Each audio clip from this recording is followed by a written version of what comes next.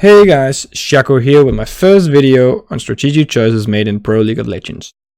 In this video, I'm going to take a look at how Liquid initiated and executed their lane swap against Damwon Gaming.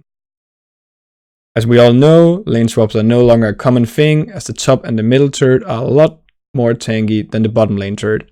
That means that you are naturally at a disadvantage by lane swapping, because your laners are not able to push down the turret as quickly as the bottom lane turret. In any case, Liquid did it anyway in this game, and it actually did it really well. To start out with, they warded their bottom side jungle here and here with Kai'Sa and Lee's ward. That they do that to spot any invade from Damwon Gaming. Damwon Gaming wards their red buff here to protect Rek'Sai from a late invade by Lee and Sion that will beat up Gale and Rek'Sai in a 2vs2 this early on. So both teams actually have a decent level 1 compared to the norm. What Damwon Gaming doesn't know is that Liquid is going to lane swap, and therefore Rek'Sai has to give up her red buff and go to the bottom side jungle.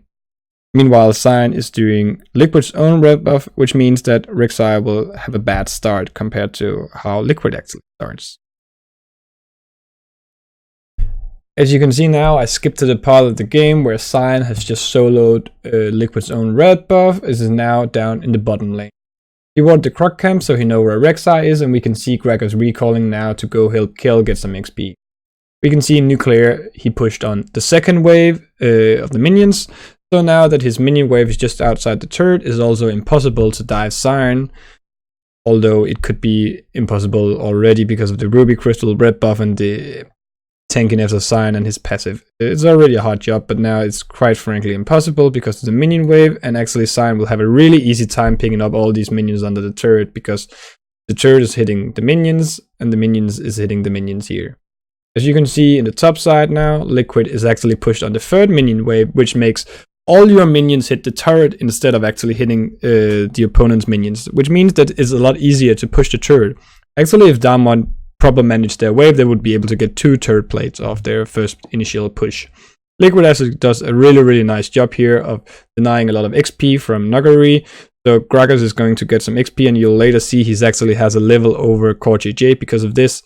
And Kill is the one neglecting here. Kill is the one getting behind, but that doesn't matter later on for the dragon fight. But in this setup right now, it's actually really good for Liquid to deny Kill so much. Another cause of the lane swap is the lane assignments. You'll see that Kill and Gragas is now doing together instead of Gragas and Yasuo, which makes the lane fairly weak. Now you can no longer use the Gragas poke early game to actually gain an advantage because Kill doesn't do anything.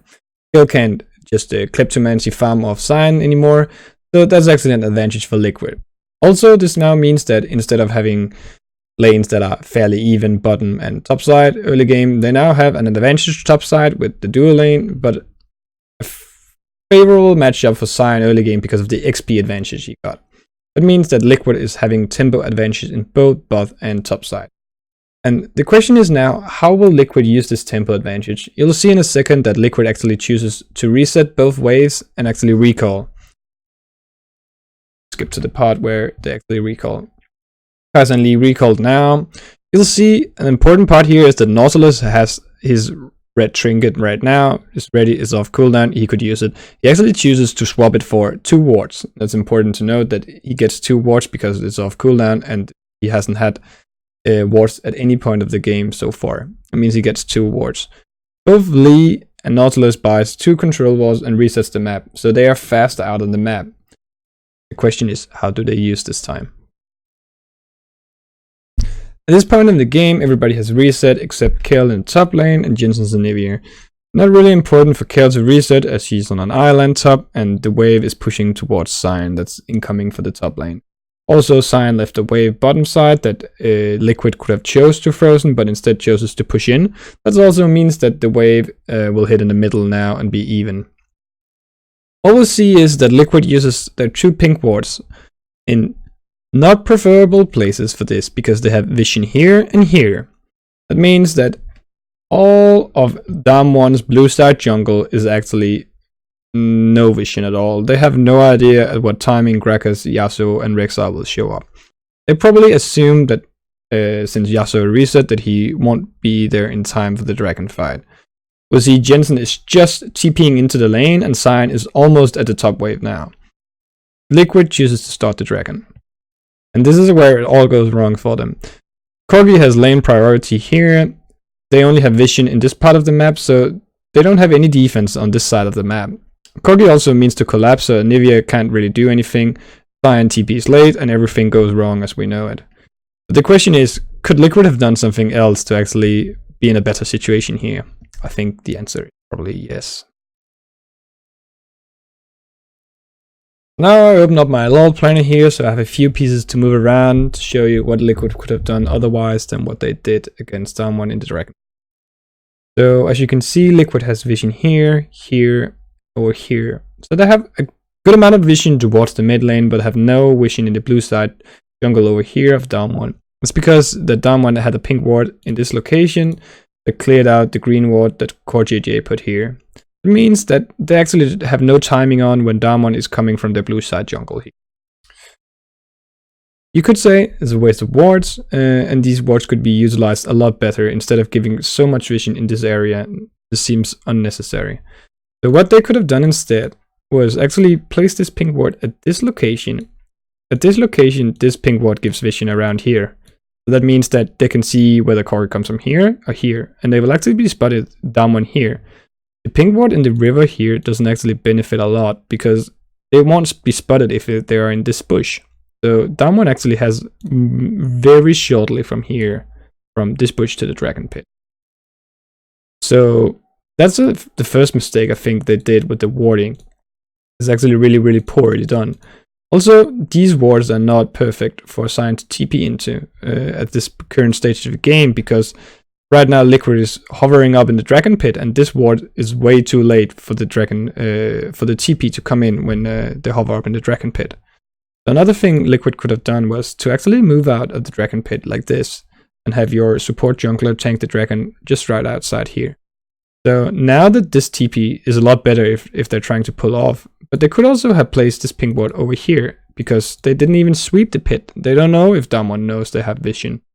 They probably thought they could burst down the dragon before Damwon even got there because they saw Yasuo reset. They didn't know where Rek'Sai was. So that was a good estimated guess, but dragon wasn't really well set up for it when they didn't have the vision for it. So this is another option.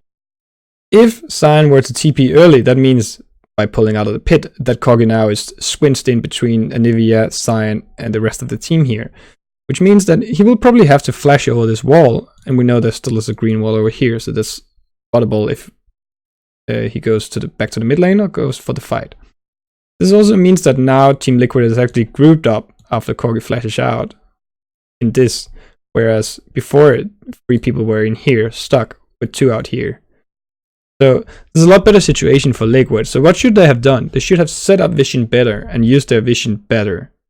Right now, this green ward doesn't prove anything on this one. This could have been 1 ward and this could have been done. So now Liquid has vision here, here, here, and they have 3 different TP wards. This is a lot better, and actually they have awareness of when Damwon is actually entering the dragon fight. So Liquid's setup for this dragon fight was really bad compared to what they did before. It seemed like what they did early game was a pure strategy planned. They had a great way of pushing the 3 minion waves into the turret, whereas Damwon showed they didn't have the knowledge of how to do it properly. But then everything is ruined at the dragon fight because they used their vision very poorly, and they didn't set it up and didn't actually respect that Damwon could show up for the. I hope this gave some insight in how Liquid actually did really well early game and then just flaunted the rest of the game by doing this stupid dragon fight.